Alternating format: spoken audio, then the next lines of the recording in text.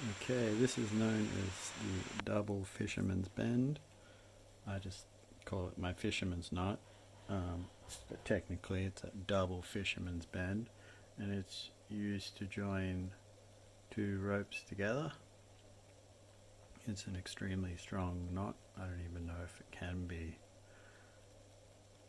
I think if you're pulling on the two ropes, it can't actually come undone because it's a sort of locking knot. They just sort of jam on each other. I'll also do the single fisherman's knot, which you do to affix something to the end of a rope in a secure manner.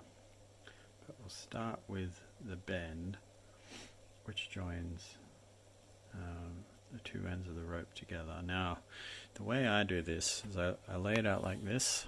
So I have the top one coming from the left, bottom one coming from the right. And the way I remember this is I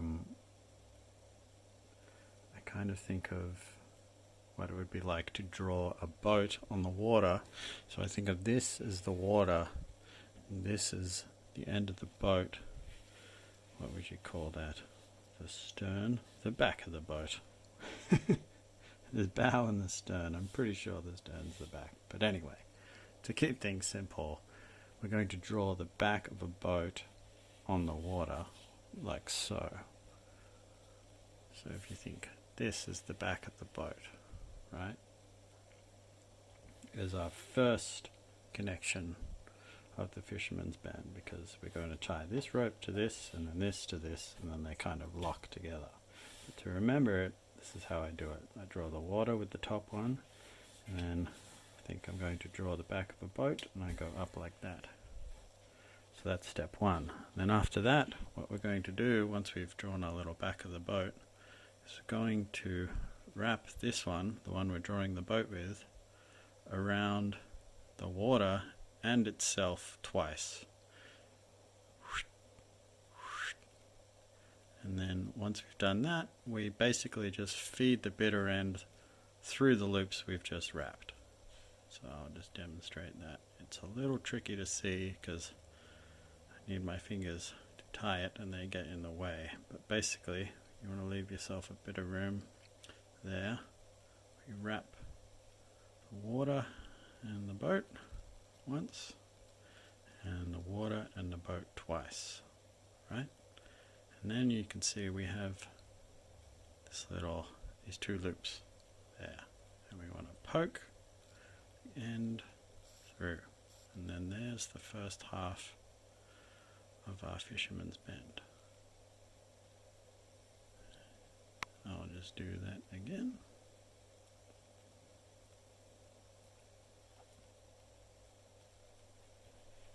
Water, back of the boat, drawing the back of the boat, and then two wraps, one wrap,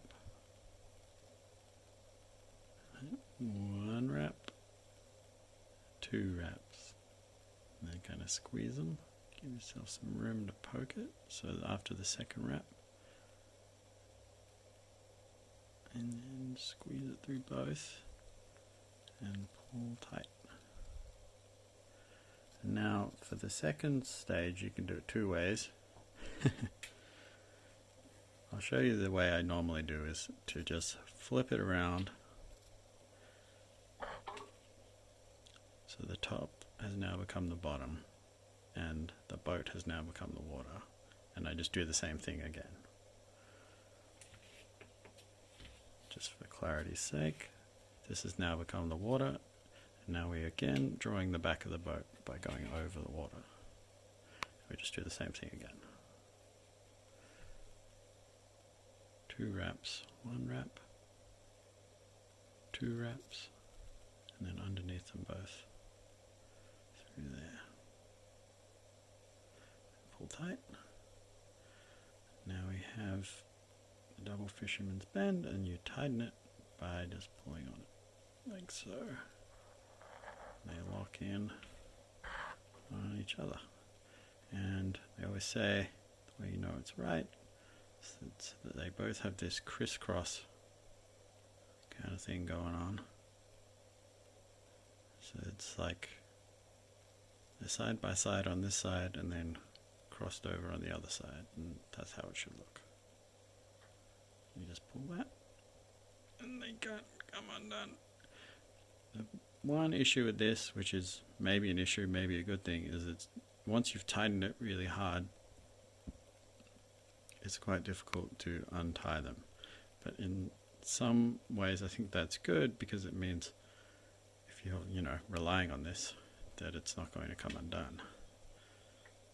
Okay, and then I did say there are two ways to do it, didn't I? Just give me a sec, I'll untie this. Okay, so the way I remember this, the other method is this part becomes the road and the bit on the top becomes the car.